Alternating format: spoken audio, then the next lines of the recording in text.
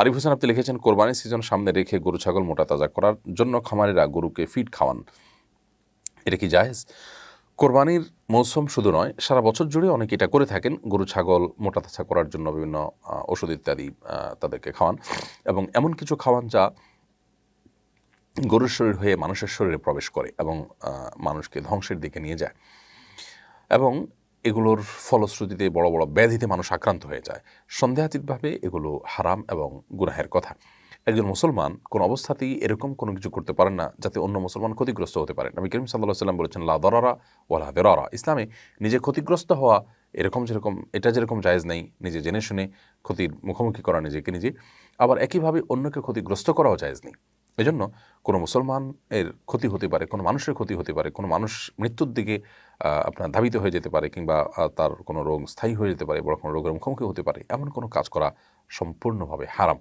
এটা মানুষ হত্যা করার শামিল। বিধায় আমাদের এই সমস্ত বিষয়ে যে সমস্ত ভাইয়েরা ব্যবসা বাণিজ্য করছেন, তাদেরকে আমরা আল্লাহর ভয় যেন তাদের অন্তরে জাগ্রত হয়, আল্লাহর সামনে দাঁড়াতে হবে। দিন শেষে ব্যবসা বাণিজ্য সব কিছু থেকে যাবে, আমাদের আমল, আমাদের কর্মগুলো নিয়ে আমাদের আল্লাহর সামনে দাঁড়াতে হবে। বিধায় আমরা যেন আল্লাহকে ভয় করি এবং এই ধরনের হারাম কাজ থেকে আমরা সরে আসি, এবং মুনাফা আমরা কম করব এবং চেষ্টা করব হালাল উপার্জন করে নিজে যদি আর্থিক অনটন থেকে খুব বেশি বের হতে না পারি, তবুও সেটাকে মেনে নিব, তারপরও আমি হারামকে কোনো অবস্থাতে মেনে নিব না।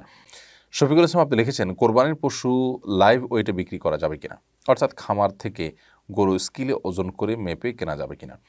শুধুমাত্র আমি এটা ন্যায্য মূল্য দিয়ে কিনছি নাকি আমি ন্যায্য মূল্য এর সাথে বেশি দিয়ে কিনতে হচ্ছে, এ বিষয়টাকে জাজ করার জন্য আপনি এ ধরনের স্কিলের ব্যবহার করতে পারেন। কিন্তু কোরবানির গরু সেটা খুব বেশি মাপামাপি করা, কেজি কত করে পড়লে সমস্ত হিসেব নিকাশ করা, এটা আসলে কোরবানির যে প্রাণ সেটাকে নষ্ট করে দেয়। সেজন্য এটা না করা উচিত।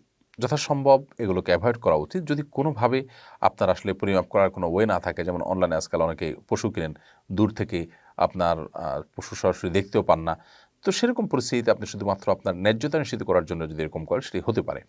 আর যদি আপনার পর্তার চিন্তা করে শুধু এটি করেন, তাহলে সেটা অবশ্যই কোরবানির সাথে যায় না।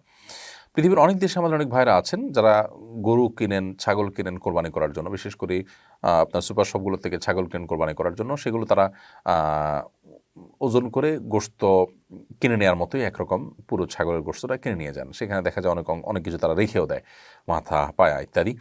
তো এরকমটি করা জায়েজ নয়। পুরো পশুটা আল্লাহর জন্য কোরবানি করবেন এবং পুরাটাই আপনি আল্লাহর জন্য নিয়ে যাবেন। সেখানে গরু গোশতর মতো বা ছাগল গোশত আমরা কিনি যে, সেরকম আপনি যদি কিনে নিয়ে যান, তাহলে সেটির কোরবানি হবে না। বাকি আপনার গরু আপনি কোরবানি করবেন, আপনার ছাগল আপনি কোরবানি করবেন, পুরোটাই আপনার হাতে আসবে। জাস্ট এটার ন্যায্যতা নিশ্চিত করবার জন্য আপনি স্কেল দিয়ে মাপলেন, তাহলে সেক্ষেত্রে সেই স্কেলে মাপাটা জায়েজ হবে। মামুন লিখেছেন, টাকা থাকার পরও যদি কোরবানি না দেয় তাহলে কি পাপ হবে? ফোকায়ে হানাফের মতে কোরবানি দেওয়া সামর্থ্যবান সচ্ছল মানুষদের জন্য ওয়াজিব। অতএব টাকা আছে, সামর্থ্য সচ্ছলতা আছে, কোরবানি তার উপরে বর্তা, এরপরে যদি তিনি কোরবানি না দেন অবশ্যই তিনি গুনাহগার হবেন। যদিও যে সমস্ত উলামা ইকরাম এটাকে সুন্নাত মুআক্কাদা বলেছেন, তাদের মতে সেটি সুন্নাত মুআক্কাদা তরক করলে যে ক্ষতি হবে সেই ক্ষতি হবে, আপনার ওয়াজিব তরক করার গুনাহ হবে না। কিন্তু সর্বাবস্থায় গুনাহ বা ক্ষতি হবে এতে কোনো সন্দেহ নেই, কারণ সুন্নাত মুআক্কাদারাও ওয়াজিবের প্রায় কাছাকাছি। যাই হোক, তো আমার দেশে বেশিরভাগ মানুষ হানাফি থট ফলো করেন। সে থটের আলোকে সচ্ছলতা থাকার পরও যদি কেউ কোরবানি না দেন, তিনি অবশ্যই গুনাহগার হবেন। তরিক রাকিব আপনি লিখেছেন, মৃত ব্যক্তির জন্য কোরবানি করার বিধান ও পদ্ধতি জানতে চাই। মৃত ব্যক্তির জন্য কোরবানি করা, তার তরফ থেকে কোরবানি করা জায়েজ আছে। সেই কোরবানিটা অনেক উলামা ইকরাম বলেন যে জীবিতদের পক্ষ থেকে কোরবানি হবে, তার পাশাপাশি মৃতদেরকে শরীক করা যাবে। আবার অনেক উলামাদের মতে জীবিত ব্যক্তিদের জন্য যেরকম পৃথক কোরবানি করা যায়, সম্পূর্ণ স্বতন্ত্র একটা ছাগল আপনি একজন মৃত ব্যক্তির জন্য তার তরফ থেকে কোরবানি করলেন, এটি করা যেতে পারে। এটার জন্য বিশেষ কোনো পদ্ধতি নেই, বরং আপনি নিয়ত রাখলেন যে আল্লাহ এটা অমুকের তরফ থেকে আমি করছি, অমুক মৃত মানুষের তরফ থেকে করছি, বাস এটুকু নিয়ত করা যথেষ্ট। এবং এটার গোশত আপনার নিজের কোরবানির গোশত যেরকম আপনি খেতে পারেন, এটাও আপনি খেতে পারেন, বন্টন করতে পারেন এবং গরিবদেরকেও দান করতে পারেন। মানতের কোরবানির গোশত যেরকম পুরোটা দান করে দিতে হয়, এটা সেরকম না যে সবটুকুই আপনাকে দান করে দিতে হবে। আপনি